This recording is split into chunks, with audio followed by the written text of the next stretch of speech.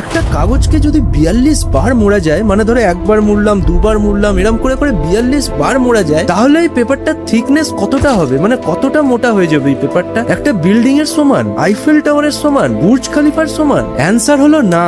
পেপারটার thickness পৃথিবী থেকে চাঁদের যা দূরত্ব ঠিক ততটা মোটা হয়ে যাবে। এবার তোমরা ভাবছো দূর কি সব গেঁজাখুরি গল্প শোনাচ্ছ, কিন্তু আসলে এটা কোনো গেঁজাখুরি গল্প নয়, এটা হলো পাওয়ার অফ কম্পাউন্ডিং, যেটাকে পুরো দুনিয়ার অষ্টম আশ্চর্য বলা হয়। দেখো, যখনই তুমি পেপারটা মুড়ছো তখনই ওই পেপারটার থিকনেস ডাবল হচ্ছে। শুধু ডাবল হচ্ছে না, কম্পাউন্ডেড ভাবে ডাবল হচ্ছে। মানে ধরো 2, 4, 8, 16, 32, 64, 128 এইভাবে দেখো এই লিস্টে পেপারটা যখন 42 নম্বর বার ফোল্ড হবে তখন এটার থিকনেস প্রায় 4 লাখ কিলোমিটারেরও বেশি হয়ে যাবে, মানে পৃথিবী আর চাঁদের দূরত্বের থেকেও বেশি। এমনিতে তো একটা পেপারকে 8-10 বারের বেশি তুমি মুড়তে পারবেই না, কিন্তু ধরো হাইপোথেটিক্যালি ধরে নিচ্ছি যদি এমনটা করা যায় তাহলে কাগজের থিকনেস লিটারালি চাঁদ অব্দি পৌঁছে যায়।